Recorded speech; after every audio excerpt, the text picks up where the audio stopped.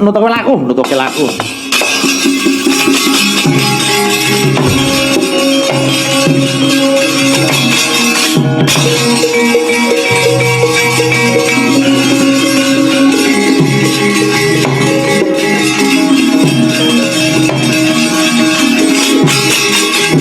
Migunjang kancing langit kelap-kelap katon lir kincanging sang laweh kandrung sabarang kadulu kirmoyak mayik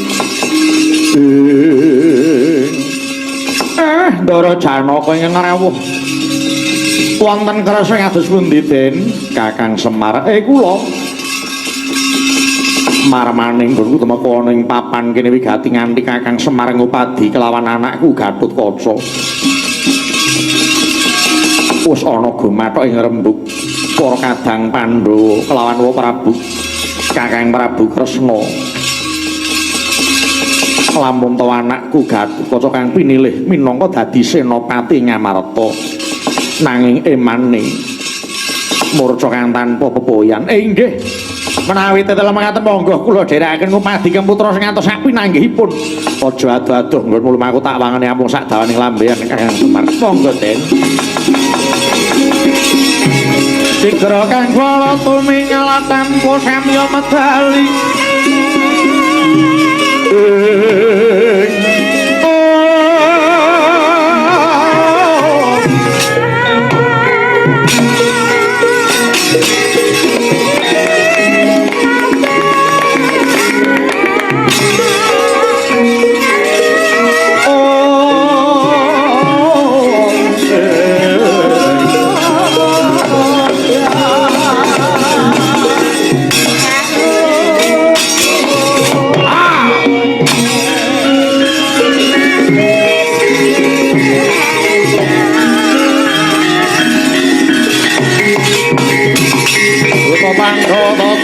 Wisaya Indriyakta Sara Maruta Pawana Maragana Satrawagus mandheng tak takon ing maksud aku buta bali takon ngendi donggo sapa percaya aduh junjung to parat opabamu wading kusur bumi nek kok iki kala sangkirna janggi balik kowe sapa Arjuna kang dadi Katarjuna ya Janaka semedya lumaku ngendi ngetutake krenteng ati jumangga ing suhu deping netra ora wacut kudu bali entuk maksud ora entuk urudha peksa wani ngarahku apamu kang tak wedeni lena pangen ugi ket siung menepet kula dadi marganing patimu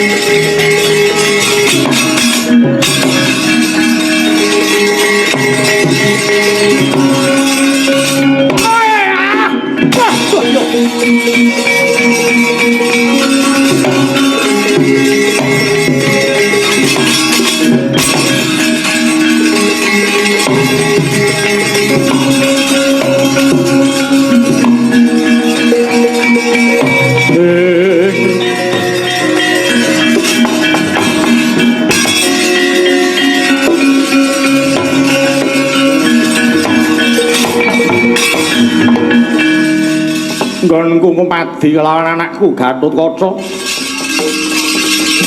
mata aji penggantan waladalah ana teja manter nyada lanang tak perpekane ya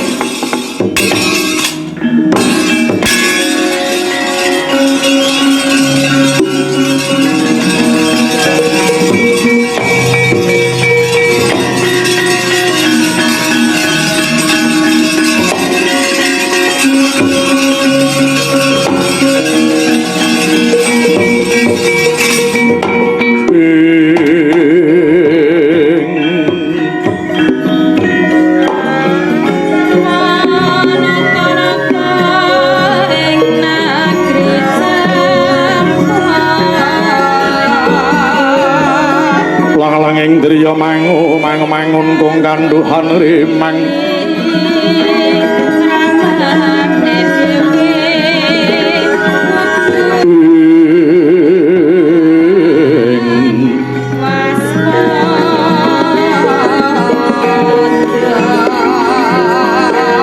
lir-lirna tanpa kanin yen tantulusa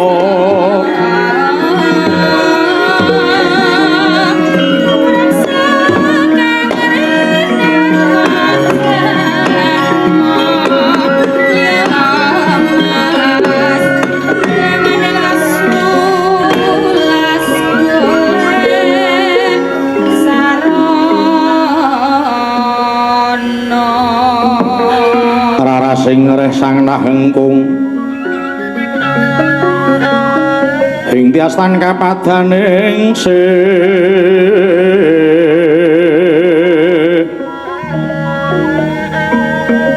kasangsaya ing turita urutatine hangaranoi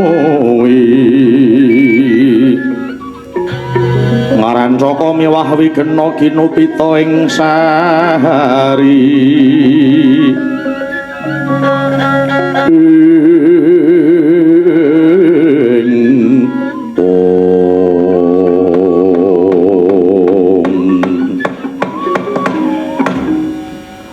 nuwun mangke Siwa Hanoman dereng dang rawuh jengandika kula ngaturaken pangabekti mugi katur jengandika Siwa Hanoman.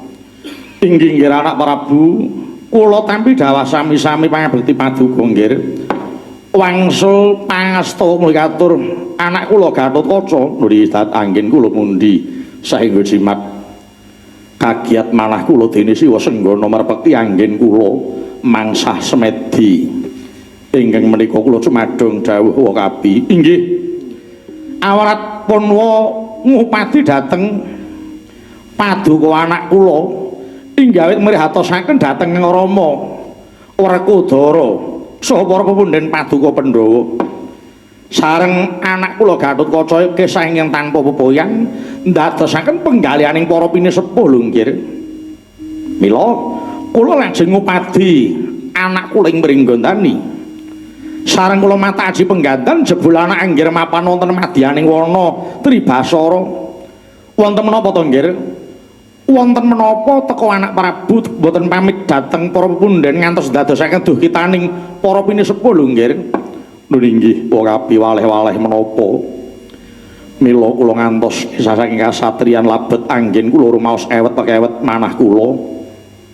Saksampunipun kula kadhapuk minangka senopati ing Ngamarta. Eweting manah labetase kathah para satriya ingkang mumpuni tinimbang kula ingkang patut minangka senopati.